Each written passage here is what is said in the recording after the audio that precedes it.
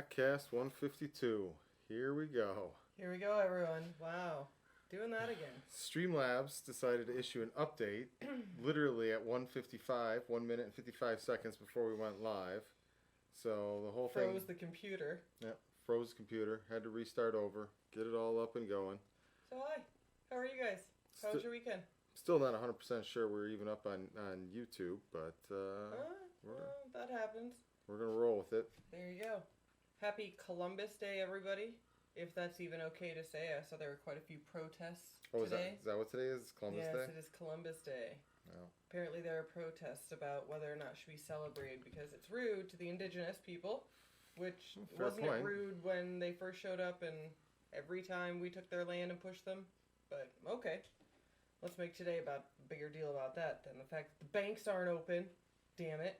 Yeah, Andrew's been venting about the banks not being open all day. It's all ones and zeros electronically. It's not like someone's literally bringing the money from one bank to the other. Come on now. Ridiculous. So the first thing on the agenda to talk about tonight, other than are we live on YouTube, it does not seem as if we are, but I don't know. Kind of says we are, but who knows? Anyway. China. China is censoring everybody. Do you want to dive into this first? Do you want me to tell you the most absurd part of the China thing this week? You go ahead and tell us. Go ahead. All right, so South Park's been beating up China pretty good the last couple weeks. And everybody knows that the NBA got totally exposed because they took the side of one of the owners took the side of Hong Kong in a tweet. And apparently the NBA is really desperate to appease China. So the entire NBA has come crashing down on this owner. Everyone is afraid to talk about it. The press keeps pushing them on all of these things. The NBA is doing practices over in China, right down the street from concentration camps. It's a whole thing for China. China and the NBA that doesn't look good. No, it doesn't. That doesn't sound good at all. No, but so basically they're all getting exposed. Not to take too much from South Park here, but like the episode's saying, the China just kind of hangs over Hollywood and over it sounds like everyone. Yes, but specifically Hollywood because of the lure of getting your content into the China market means it's going to make a whole bunch of money. So when they're creating this content, when they're writing these scripts, hey, Sam Bryant's checking in. What's up, Sam? Hey, Sammy. They're doing so in a way where they're pandering and changing the actual story content to fit the Chinese censorships right out the gate. The content's being compromised. So this Grammy Award-winning DJ Zed, I believe his name is, simply go ahead and pull up this tweet. Simply liked this South Park tweet on congratulating them on 300 episodes. And China went as far as to publicly ban him from ever coming to the country again. Was he planning on going there? Did he have a ticket to go there? I mean, he's a DJ. Or they just pretty much laying down before you consider it, you're not welcome? I mean, he's an international artist, and young Chinese kids, I'm sure, love DJs. So they can come on to the U.S. and visit here and spend their money here. Are they allowed to do that without getting in trouble? I don't know. I guess if they have good enough dealings with the U.S., they will be. So another thing making the rounds this week that everybody freaked out about was Ellen DeGeneres was in a luxury suite with George Bush watching the Cowboys game. There's a match made in heaven. Yeah. So everyone got upset at Ellen, freaked out on her, and then Ellen tried to make matters worse by apologizing with well, I don't agree with all of my friends, and we just need to get along, and all of these... you're apologizing for a war criminal, lady. Like, literally. The one thing, like, the left, right, everybody universally agrees upon is that the Bush administration should be brought up on war charges. And you couldn't have picked a worse week to be seen in a booth with them, either, than the week that the report comes out that, the whole administration lied about the weapons of mass destruction don't exist. Man... So there's something else that happened that you've kind of blown past. On the Ellen front? No. Oh. Fires in California. Oh, yeah. Well, that's just kind of a given these days. But, I mean, it's affecting the entertainment industry. When the fires started happening, I was working over at Staples Center trying to get ready for a concert that night. And one of the trucks full of the equipment that they needed was stuck above the freeway where you couldn't pass because there were fires on both sides. So it's affecting everyone all over the place, not just the people who were evacuated. Did you hear about how the Calamasa fire started?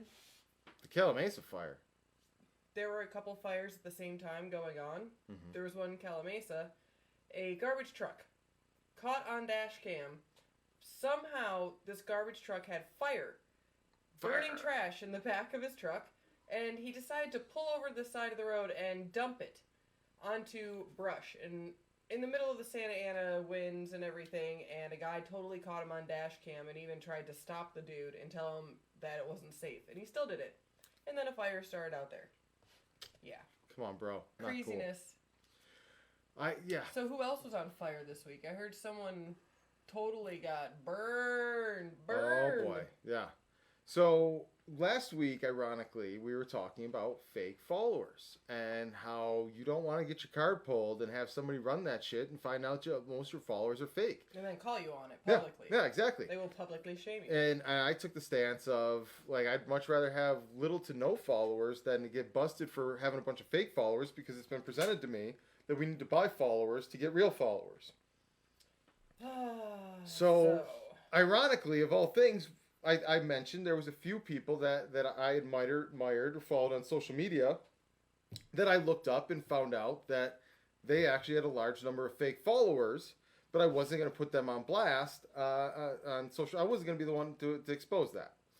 So over this past weekend, Nicole Arbour and some podcast host that she did a show with, they got into a tit for tat all weekend long on social media. And now I'm not going to get into the her side versus his side on this whole dynamic, because both of them have decided to delete all of their attacks on each other and do a new podcast together, which will address all the drama between the two of them. Is the previous podcast erased?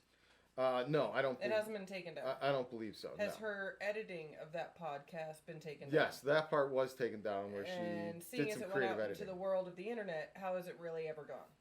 I don't know. Like, couldn't we look it up on YouTube and find it right now? The fact these two are doing a follow-up podcast to talk about the drama from the first podcast. Does it feel like fake drama? Seems a lot like coordinated drama. Fake drama to me. Hugh Jackman, Ryan Reynolds drama. But the two audiences that are used like pawns to attack the other audience, they don't know that this is fake drama or not. They just know my celebrity Twitter favorite is being attacked by that Twitter person. We've got to fight. So all weekend long, the troll armies and the white knights from both of these celebrities, we'll call them celebrities, these social media icons, were attacking and trading barbs and rooting for their hero on both social media pages. Mm-hmm. And I'm scrolling through, looking at it a little bit, getting to the bottom of all of this. And one of the first things I see, show the other one first.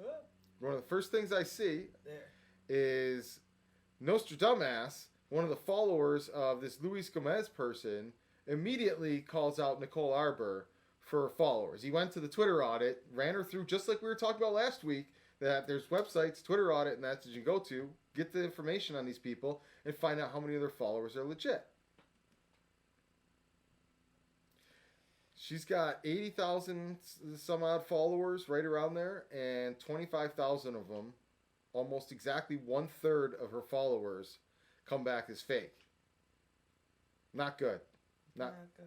No. Looks bad. Her whole brand is on authenticity, on freaking originality, on all of these different things, and immediately you got called out in what I know of is your first Twitter beef for your fake follower account. That's my nightmare, folks.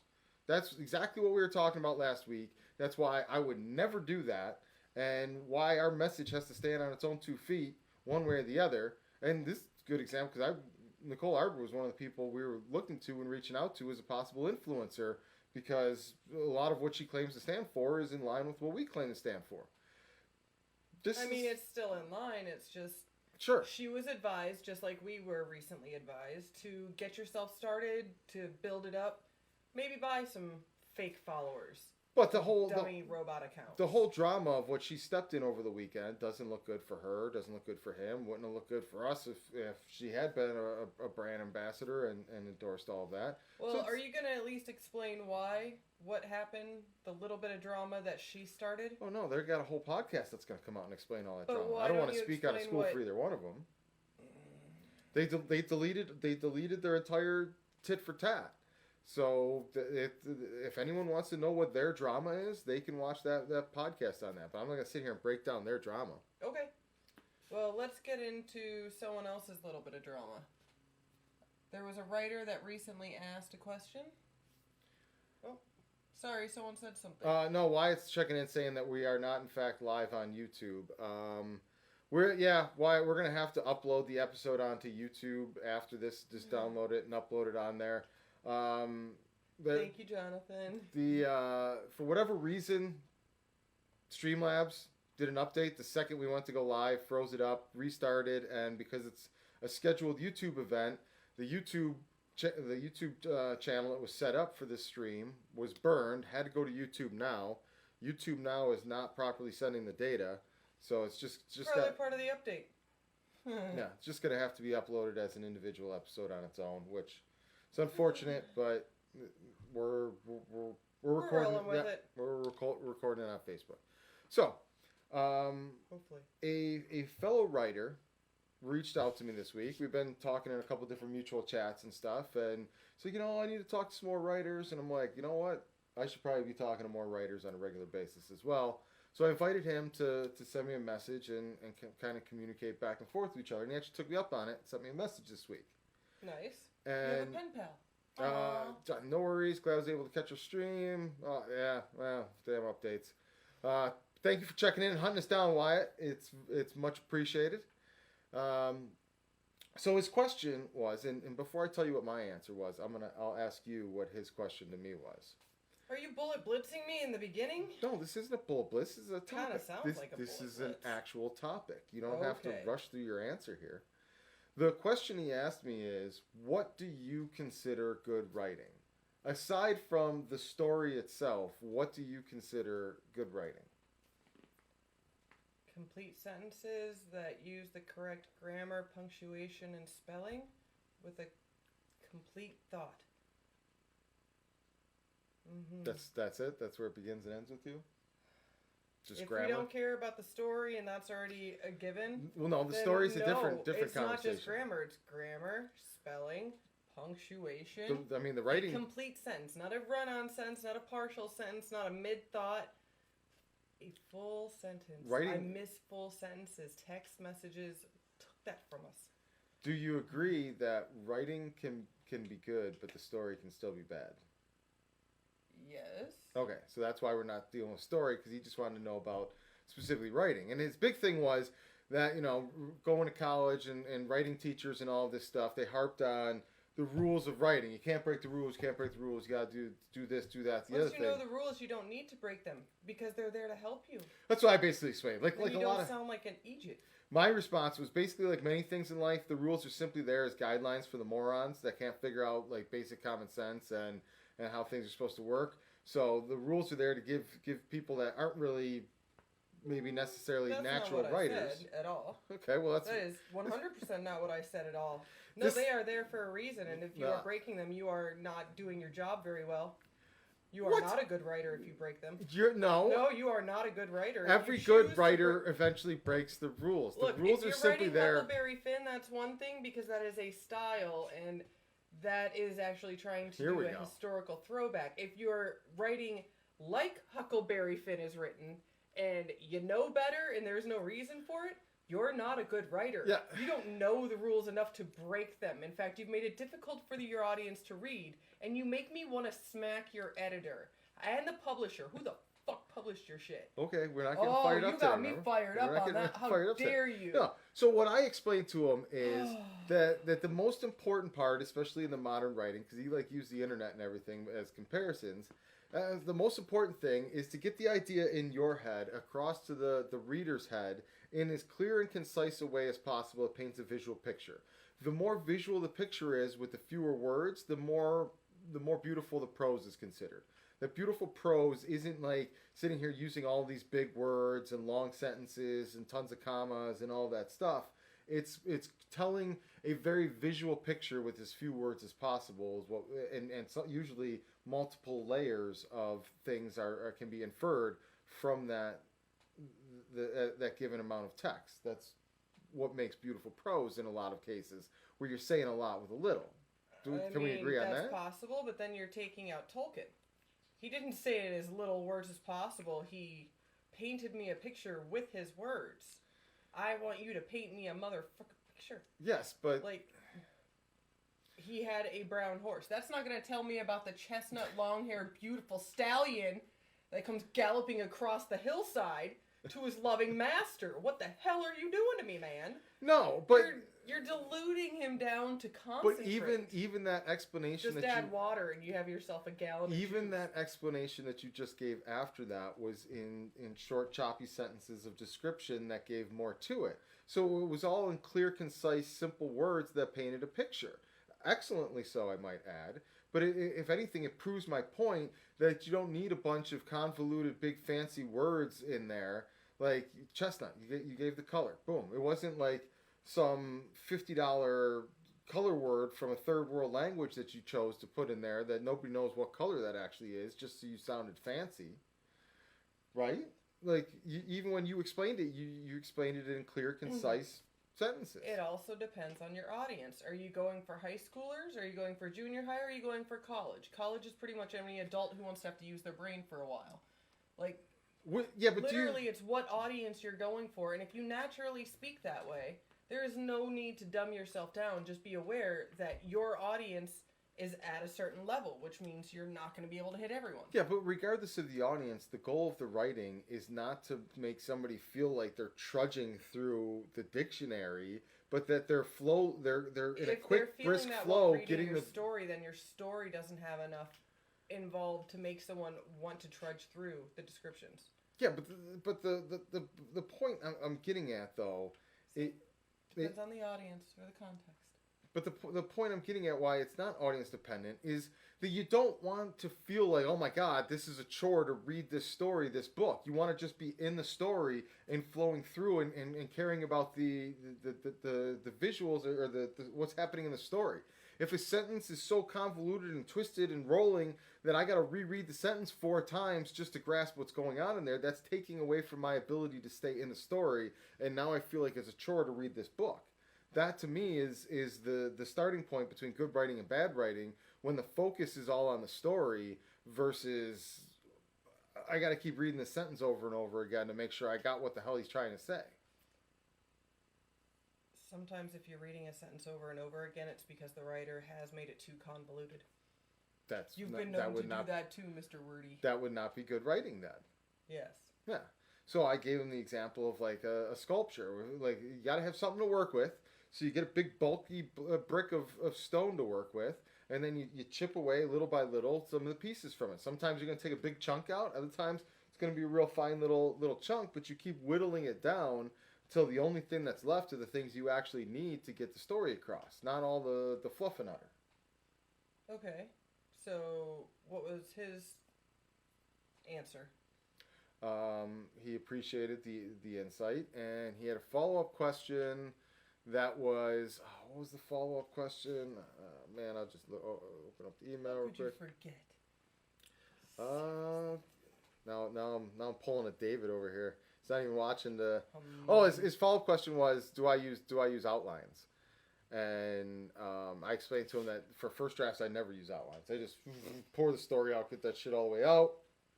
Then once I've got something to work with and I know where the story starts and ends and goes and weaves to, then I sit down and make an outline, to try to fill in the blanks of what more can be added in, fleshed out, how to get it all that way. But no, I don't start with an outline.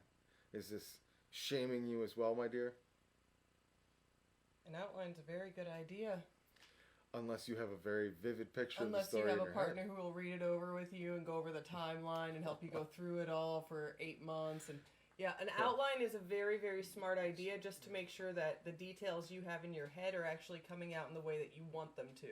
A lot of times you'll remember something after the fact, and it'll be important for later on in the story, but it actually needed to happen at the beginning. An outline makes it easy for you to just pop that in at the appropriate spot when you think of it, and you'll be surprised how much more you cover and include and have a more fleshed out story by having an outline from the very beginning.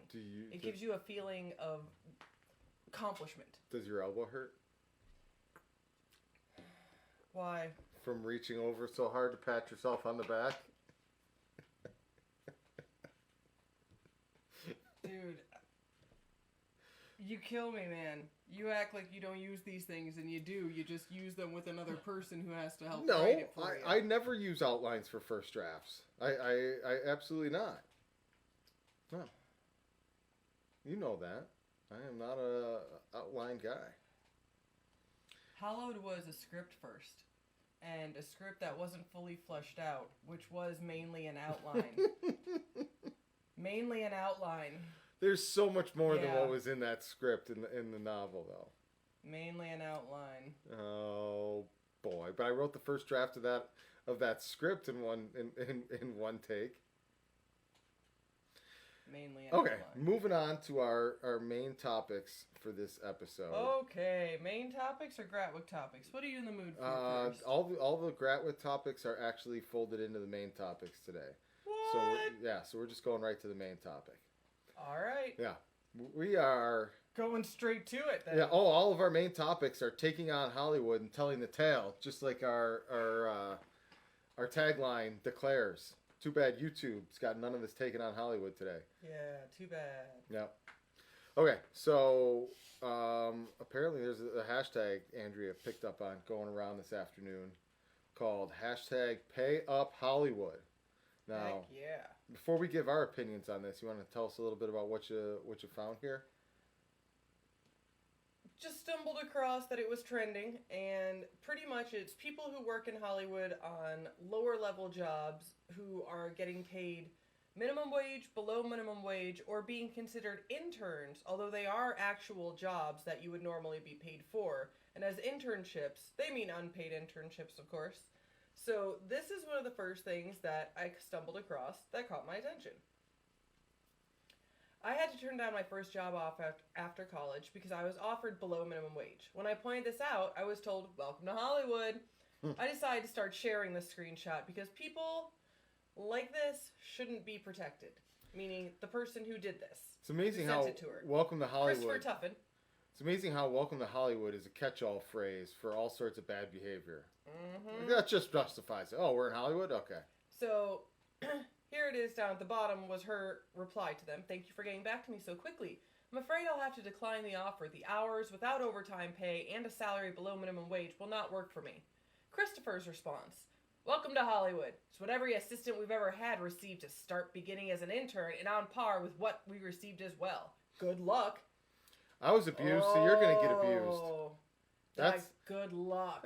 That's typical repeat the cycle behavior. And that's an abusive mentality of, I treat you this way, everyone will treat you this way, don't think you're better than anybody else, you're a piece of dirt. I was treated this way, so you're going to get treated this way. You got to pay your dues. That's another catch-all phrase then I found for everything these in Hollywood.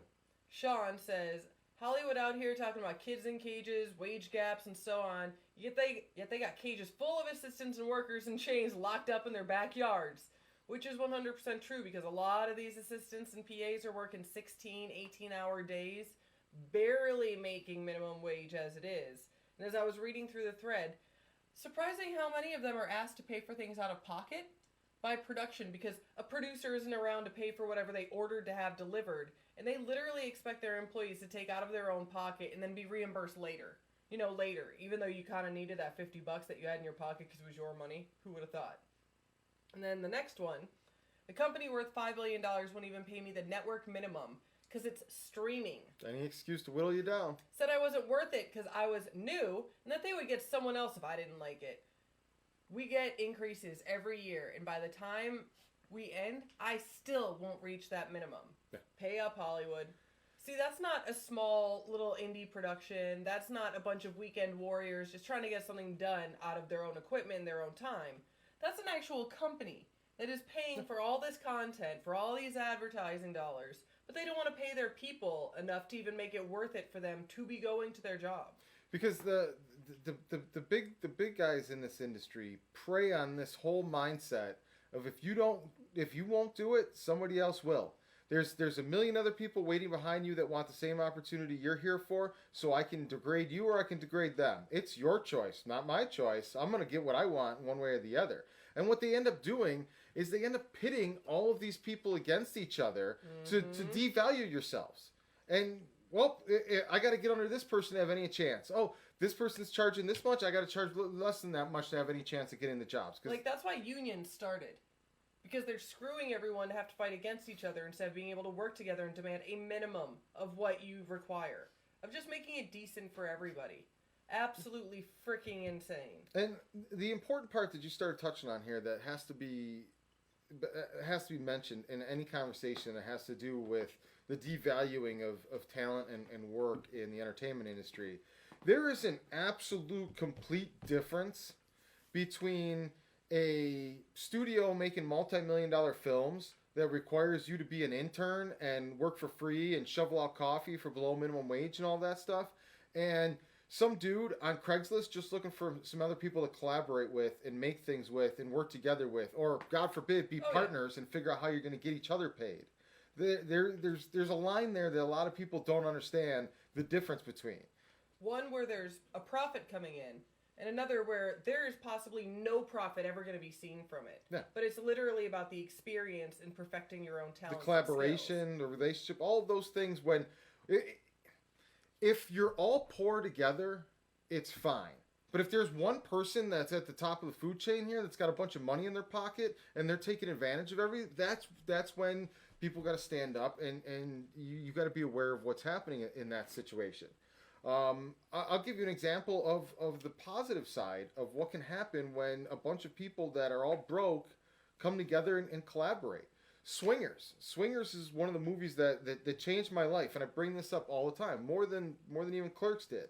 Swingers was a bunch of out-of-work writers, actors, filmmakers, directors, all these different people that were all buddies, friends, going from bar to bar while they did auditions and looked for work and all that.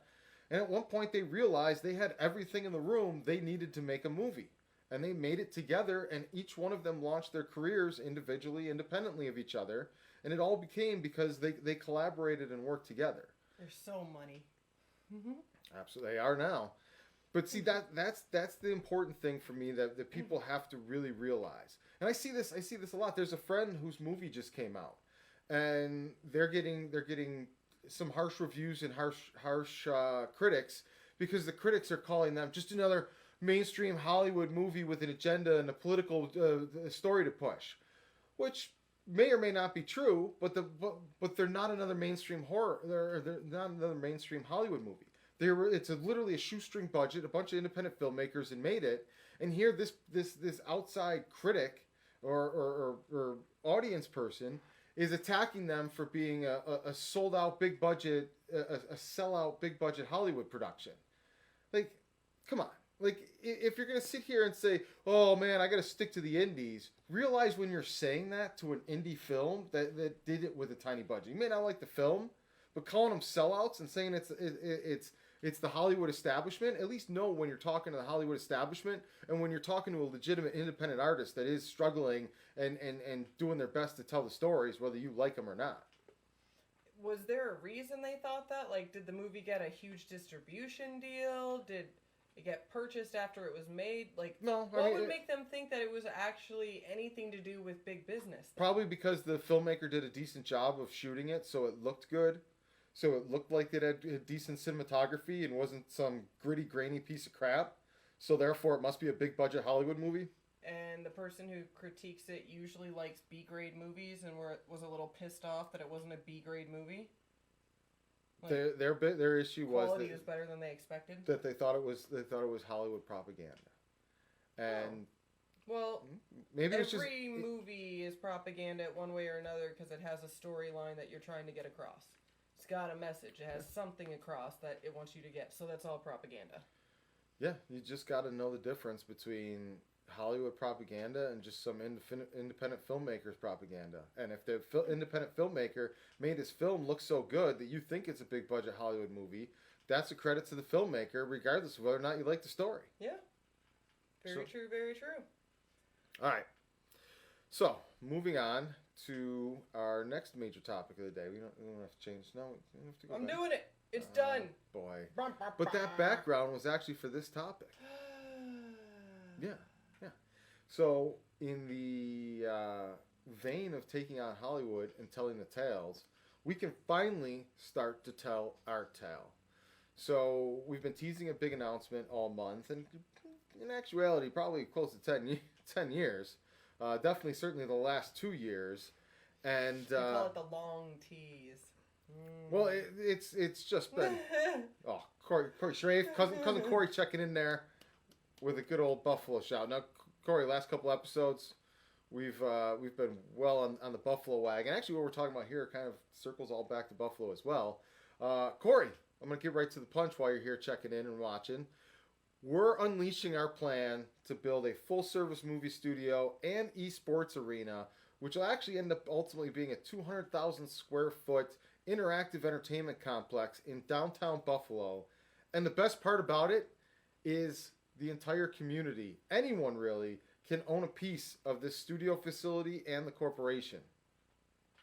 Wow. So you've been kind of teasing out a little bit of the information. Yes. Are we allowed to say when it's going to happen? Well, we're saying it straight out right now. Okay, here we go. Next Monday at 10 a.m. Pacific time, our StartEngine public offering for Gratwick Productions will go live.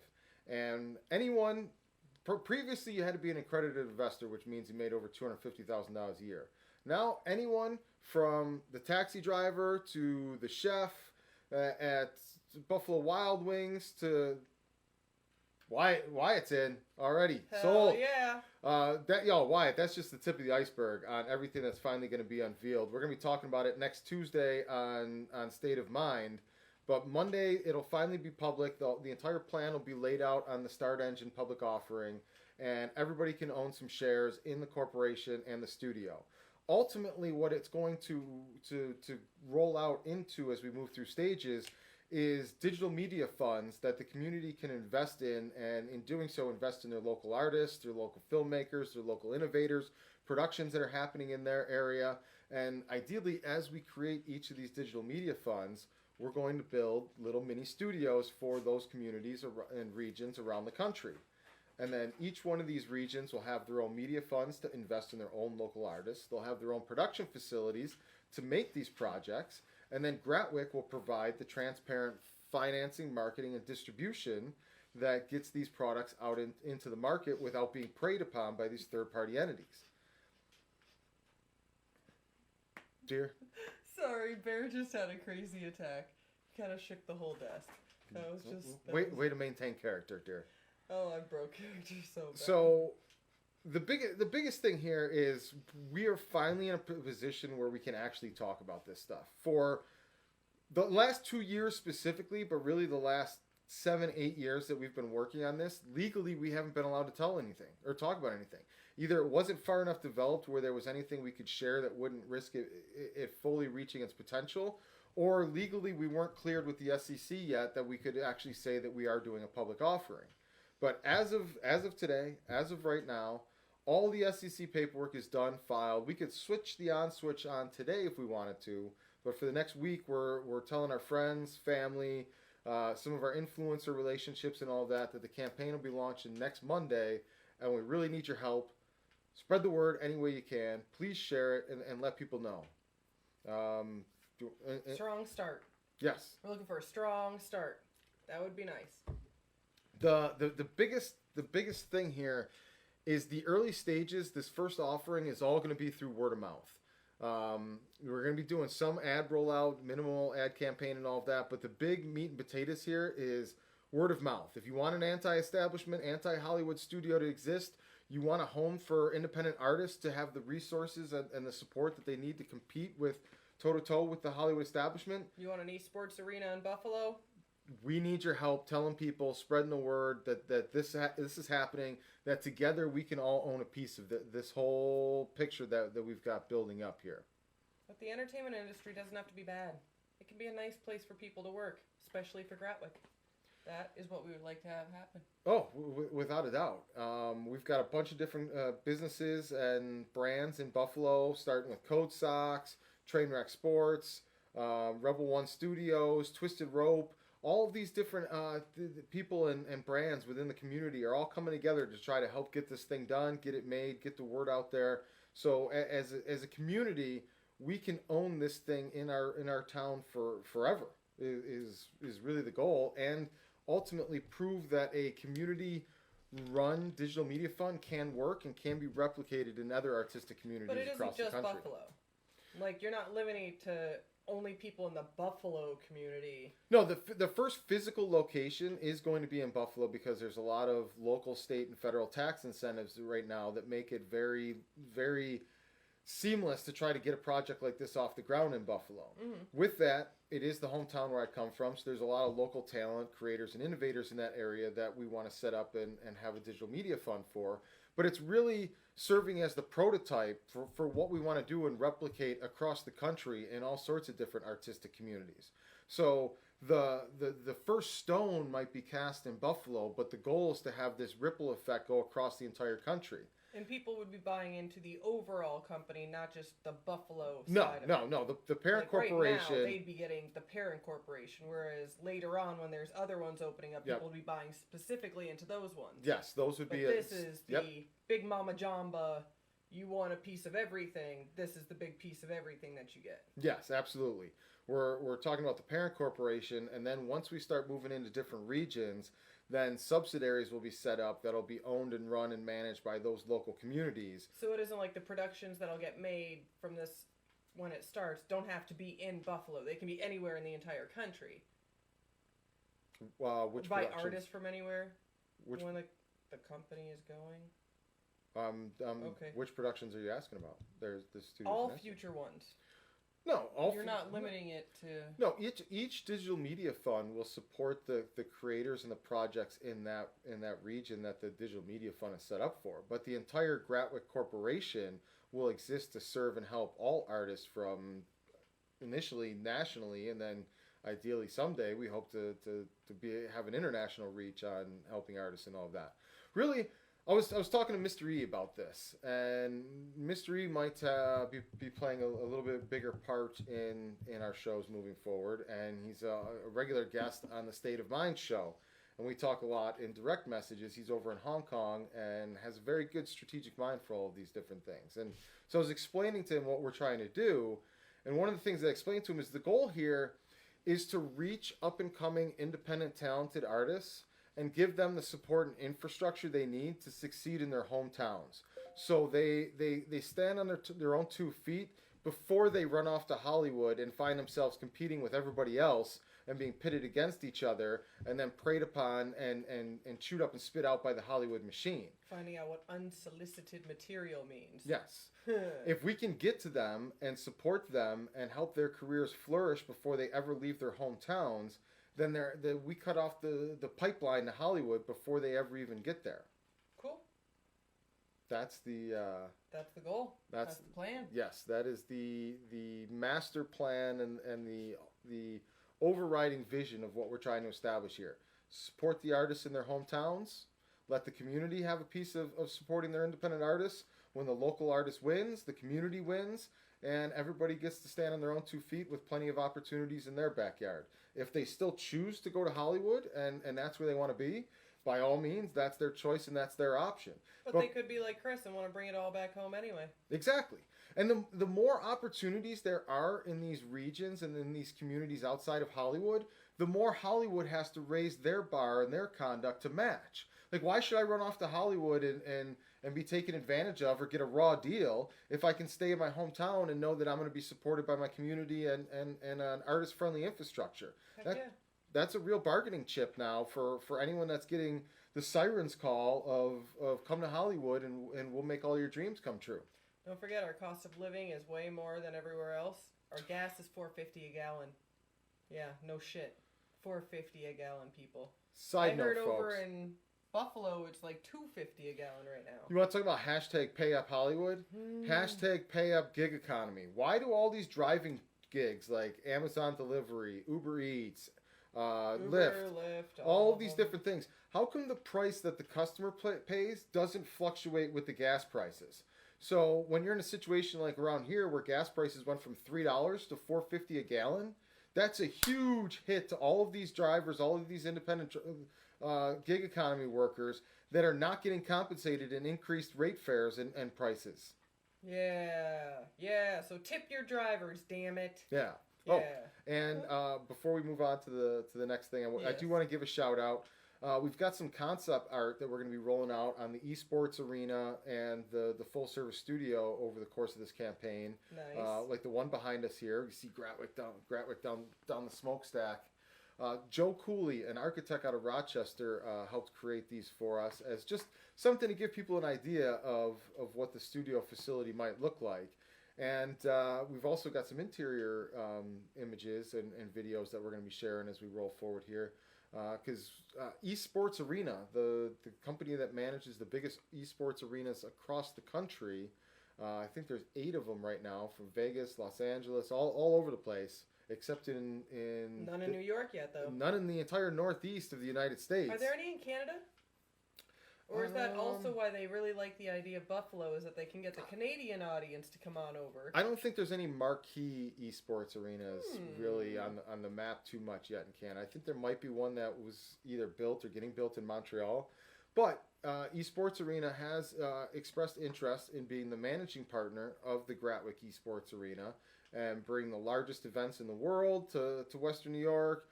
Sponsors, the marquee esports players, all of that type of stuff.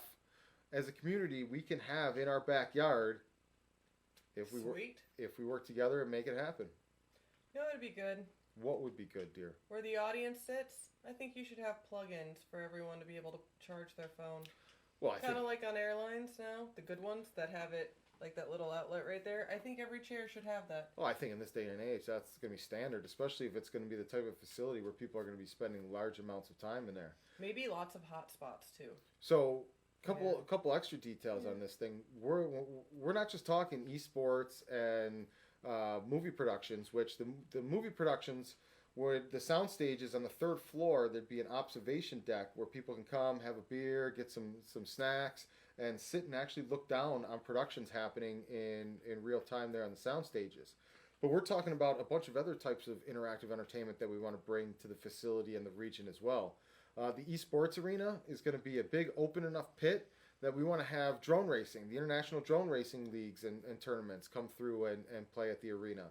We want to have TED Talks and state-of-the-art presentations and intimate concerts with 3,000 to 5,000 seat guests having the arena for those type of events and opportunities. You know, small concerts.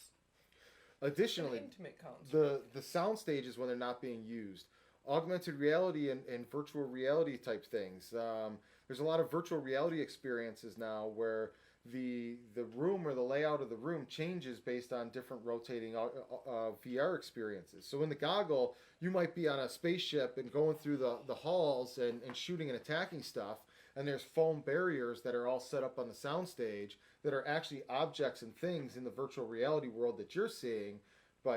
And all of these things can be manipulated and moved around based on whatever experience is being offered at that point in time. You know, they had that already on an X-Files. There was an episode of X-Files where they do the augmented reality, shoot them up, it's in the entire room, they wear the VR, X-Files did that already. X-Files did that. Star Trek did that as well. They always had the hologram. No, but there's a specific episode where Captain Kirk sorry, it's the wrong Star Trek.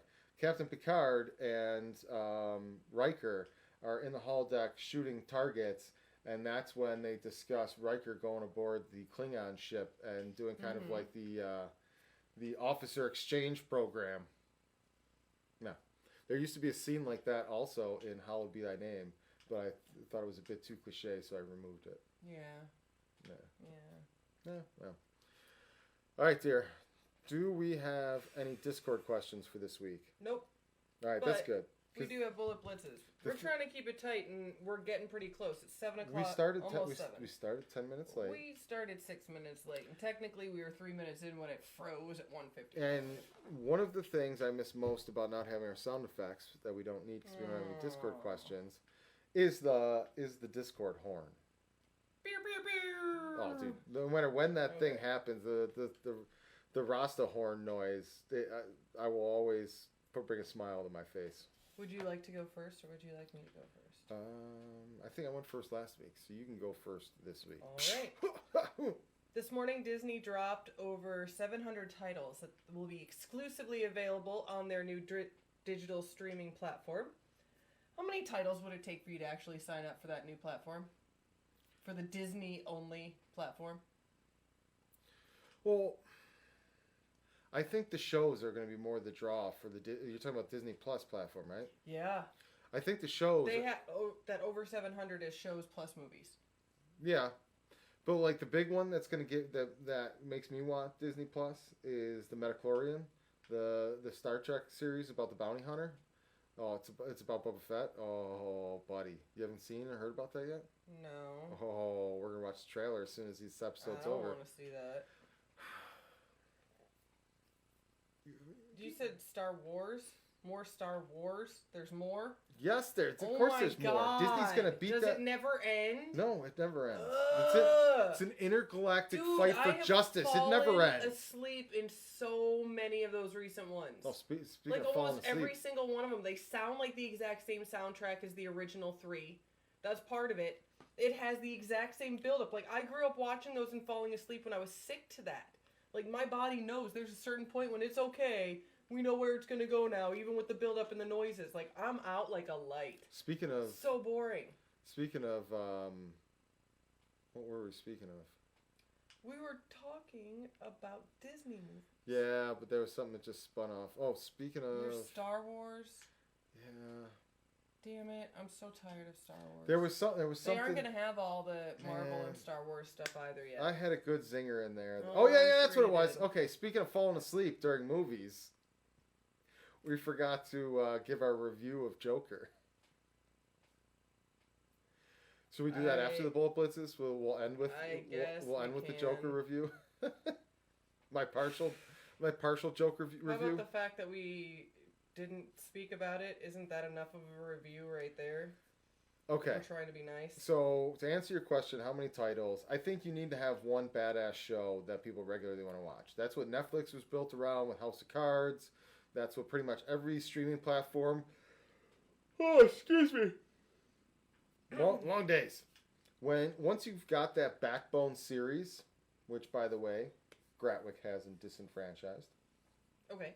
You can start building out the platform from there as long as you have regular feature films and content being added from that point. I really like some of the old titles that they had. Like, they've got the good stuff. All the good stuff from when you were a kid. Do you remember Oliver and Company? No. It was a cartoon one with animals. Is Kids Incorporated going to be on there? I didn't see that one on there. They have Boy Meets World. That was great. Old episodes of the Mickey Mouse Club, so we can see and figure out which one was MK Ultra. There you go. Very exciting. Okay, your turn. All right, you didn't say how many shows you need on there. I already kind of like the titles. 700 is the answer? Kind of. I mean, it'll take me like a week or two to get through all the ones I like, and then I'll be ready to drop it. By that time, it's going to take you a week or two to get through 700 titles? The ones I like. I mean, they put it on Twitter where they have like a 2.5 hour trailer that they made that was all of, to show you all 700 films. And they have it set to music and everything. Or you could just look at their thread where they literally posted the poster of this one, the name of it, the year, the next one. That's a and lot it was of just one, and I went through and I pretty much was like, so I got like maybe 20, 25 movies that I'd be like, fuck yeah. Did you make your own Twitter list of just the ones you wanted? No, I didn't do that because I'm not helping them.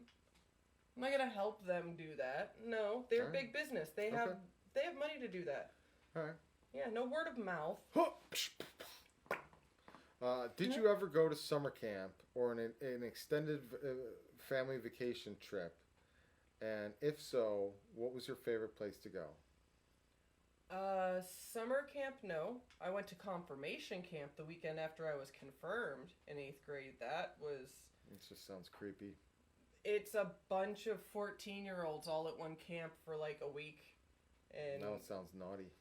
That's exactly what it pretty much was, even though everyone was there after being confirmed and allowed to now, you know, have communion. That was not what the week was about. So the reason I'm asking... Family trips? Yes. We went from Chicago to visit Grandma in Iowa, and we would stay there for about a week or two. And I hated it because there was a blood plant in her town, which literally is what it sounds like. It's a factory that takes blood and turns it into glue. Totally different kind of plant than what I was thinking of. Dog food. And it was for horses. And is the plant called Soylent Green? No, but it was called the blood plant. That's what I knew it as. It was the blood plant, and you can smell 3 times a day when they would release all the fumes, and the entire town smelled like...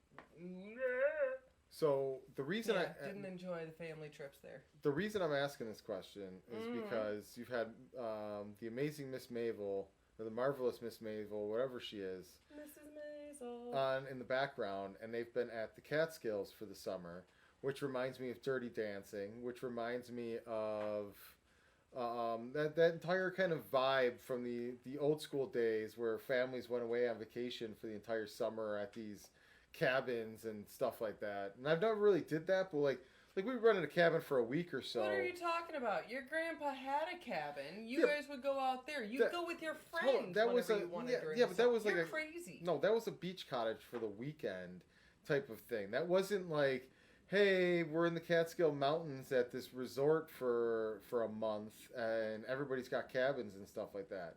But that whole 50s, 60s vibe just seems like it's kind of fun. Or would be fun. That's where your grandpa's cabin is. Everyone around there has a cabin. They don't stay there year round. A lot of people seasonal. do live there year It's the exact same people every year. There's no events coordinator. There's nobody running. Weird idea in your head of what your camp like. You're out in the middle of nowhere. No. Again, there's no one bar. There's no events coordinator. There's nobody running Simon Says things. There's no dance competitions. Okay. There's no because you weren't entertained enough. No, it's not a unified community thing. It's all separate people and separate independent private properties. I'm talking about the camp culture. Oh, nope. My family definitely didn't do that. No. I mean, we rented a cabin on campgrounds here and there, but never really did that kind of summer experience. I mean, the closest thing I guess I would have to that would be Boy Scouts and like the summer camps for a week where everybody's on the same campgrounds and you've got a base of operations and stuff like that. But I'd totally love to go on a Dirty Dancing vacation. Like if they brought that back, that style thing, I'd be down with it. I mean, I'm sure there are places that do that. Like I have heard of adult summer camps in Washington. There are places that have woods still that offer that. Yeah. I think the woods are kind of the thing. Yosemite probably has that. Or Yellow Smoke. We need to get on board with summers in the Catskills. Or in the Ozarks. No. Strange things happen in the Ozarks. Yeah, I've been. I would rather not. I thought you never did any of these things. Now all of a sudden, I've been to you've been in the Ozarks? It's not what you think it is. And it's not fun. There's a lot of drug dealing and really enjoy the Ozarks. Cartel activity happening in the Ozarks from what I can see. Yeah, wave runner accidents. Lots of wave runner accidents. I didn't see that episode. There are them. Okay, my turn. All right. Back to the entertainment industry. Back we go. Harvey Weinstein's brother Bob is starting his own production company now. With the publicity exec from Weinstein Company. The news comes 2 years after Harvey was fired from the Weinstein Company after the accusations of dozens of women of sexual misconduct, and 1 year after Bob Weinstein stepped down from that company's board.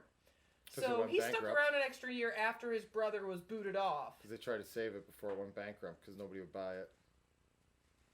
Dude, he knew what his brother was doing. It's his freaking brother. You want to know who else knew what he was doing? The publicity exec who his brother hired. The one that was keeping all that stuff under wraps for so long.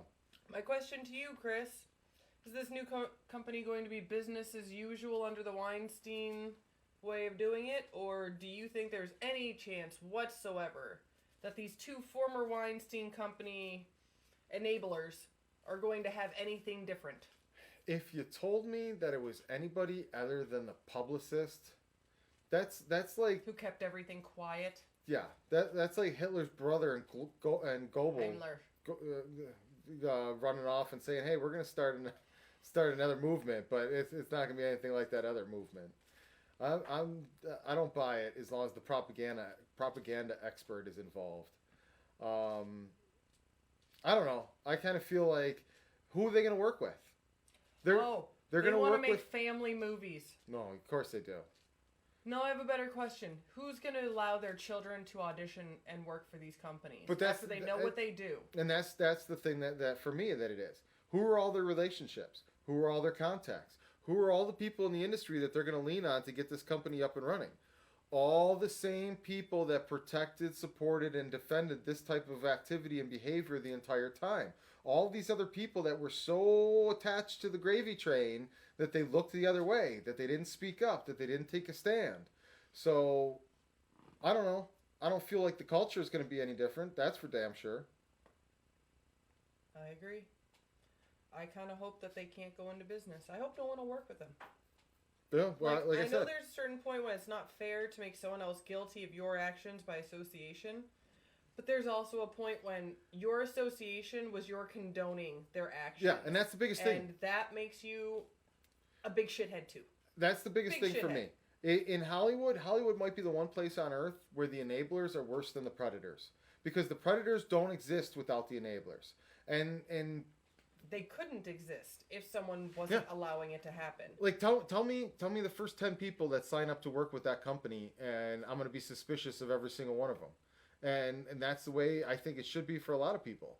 If you're lining up at the door, Weinsteins are back in business? Can I get back on the payroll? That automatically makes you look suspect. Mm-hmm. All right, final one. Last one. What positive thing have you learned over our journey together building this company, dear? I have learned... Yes, they do, Jonathan. Yes, they do. Some people have goldfish... Yeah. Goldfish memory big time. Especially when there's paychecks attached to forgetting. Okay. What have I learned over this incredibly long journey to get to this point? I have learned that a lot of people have the best of intentions when they think that they are in it for the long haul, that they fully believe in everything that's going to happen, and that when they can no longer stick with it, it's not personal. I think that's the biggest thing, is it's not personal when we might have said we were tricked. We were fooled into believing people more than they deserved, but it was never really personal when they couldn't do what they said they were going to do. And considering how long it took to get to this point, I'd actually be very surprised if people who were around 10 years ago were still around. Most people don't have that patience. Okay. What is the positive thing you have learned? For me, it's that sometimes when you really need results right away, stepping back and letting things just play out on their own is the most productive and efficient way to get there. That sometimes I've squeezed too hard, I've charged through too many walls, where if I just would have taken a minute, somebody would have gotten to the lock and unlocked it. And it's just, I don't know, like the more time goes by, the more distance goes by, the more I notice where sometimes things just happen on their own time and fall into place. And kind of like the poker algorithm for the online poker. No, the more you want it, the less the computer's going to give it to you. But the moment you're fine and you're really kind of like you got to buy, you get to win. Like a perfect example recently. Got to buy Twitter followers, People aren't going to pay attention to follow if you buy Twitter followers. My greatest fear being like, and the person it happens to is the person we've paid attention to and watched the most down this path, this road, and following. And that to me is just a big validation of, hey, you don't need to cut corners. You don't need to look for a shortcut. Stay the course, and things are fine. And that was just kind of the universe telling me you're on the right path. Don't do it. And there's been a lot of those little things, especially in the past year or so, that just, in the moment you might not make sense. You might not understand it. You might want to push things to happen faster. But with a little more time and perspective on the situation, it all happened out for the best. Okay. No.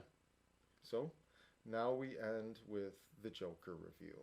Oh, I forgot we were going to do that. No, yeah. We kind of gave the review already. No. So, in all fairness to the Joker, Andrea did put on an extremely slow burn at, what was it, 1:30, 2 in the morning when we started, midnight? No, sir. It was at least after midnight when we put it on. It was 10:30. No, it was not. It was 10:30 last night, guys. Absolutely not. 10:30. Check the browser history. It was absolutely not. And you're busting us for that. Yeah. Suckhead. When did we buy the tickets online, dear?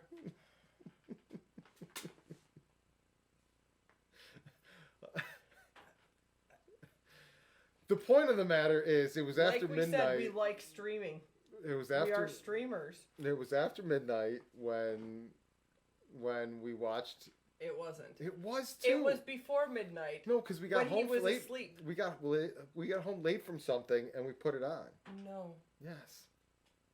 Yes. I went to grocery outlet. Yes. Bargain market. You didn't come home from grocery outlet until after 11. I was home. It takes her 3 by hours. 10:18 because the store closes at 10, and at 9:45, as Sam and I are finishing walking around, we hear, the store will be closing. Please, everyone, get in line. You have 3 minutes to get in line, or else you're going to leave your damn cart, pretty much. Okay. So, 10:21 is when we started it. Let's see when grocery outlet closes. Closes at 10. I think they closed at 11. Oh, you would be very wrong, because we would have been happy there a lot longer. You guys already did spend 3 hours there. No. Either who. Like everyone cares. Either way, so I get home, and we put on Joker, and it is... You're lucky. Hideously slow. Yeah. Like... Slow molasses burn. Slow. Almost like they decided to keep scenes because they had to get at least that 90-minute mark to be considered a full-length feature. So they just kept scenes that lasted 2 to 3 minutes that you really could have 15 seconds, that bitch. It didn't help. It didn't build up. Yeah. Oh my God. After watching what I would hope would be 3/4 of that movie that moved very, very slowly, I would have to put Joaquin Phoenix's Joker firmly in third place. Dude. Behind Jack Nicholson and Heath Ledger that go back and forth depending on what day you ask me. Oh my gosh. But yeah. I wish we were on YouTube because some of the, I think it was Urbane Soul that called me out last week for ranking the Joker in the Joker archives without seeing it. You hit the nail on the head on that one, buddy. Oh my God. And if everyone wants to talk about the whole mental health side of it, fine. I mean, I got it, but I got it so much so that it now was insulting how much it was being done. Like, ugh. Not good, not enjoyable. He fell asleep. I did what always happens is I finish it out, and I fought the good fight, man. I was fighting off the blinks. I was fighting off the head nods at one point.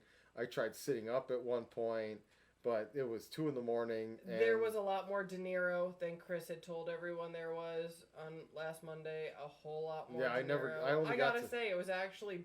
I'm not a big De Niro fan, but thank fucking God he was on it because it was so boring watching Joaquin Phoenix. I never got to De Niro's second appearance. So and that stupid laugh he kept doing. I don't care why they keep that up the whole time. Like, nah. Save yourselves the hour and a half, almost 2 hours. It's really... I saved myself the last 45 minutes. Really not worth it. All right. So there was our Joker review. Very positive way to end this whole episode. Sorry, everyone. I got a little positive tidbit to end it with. Okay, what's your positive tidbit? As soon as we're done here, I have to record a 1-minute voiceover real quick for a radio spot that's going to start airing next week. How long will that recording the 1-minute voiceover take you, for real? Bet it won't take 1 minute. I would like it to take less than 15 minutes, but we'll see. Remind us next week to tell you how long it actually took him to do that. See? This is the magic behind the screen. Da-da-da-da-da. All right, everybody. When we go live next week, we'll officially be live on StartEngine. Do it correctly on YouTube. Hopefully no updates, bitches. Woo! All right, everybody. Thank you. Sorry that you had to track us down a little bit. We apologize for the inconvenience. We'll see you all again Monday. And check us out before then on Facebook and on Twitter. And you can join Discord. And on StartEngine Monday morning. Yes, please, if you can. That would be fantastic. Join the company. Get some of the company. Tell us what we should do. I'll remind you via Discord. Haha. Thank you. Thanks for watching. Thanks for talking. We appreciate it. End the show. I guess I'm ending the show. Good night. Is there closing? Fuck this shit, I'm out. Fuck this shit, I'm out. No thanks. Don't mind me. I'ma just grab my stuff and leave. Excuse me, please. Fuck this shit, I'm out. Nope. Fuck this shit, I'm out. Alright then. I don't know what the fuck just happened, but I don't really care. I'ma get the fuck up out of here. Fuck this shit, I'm out.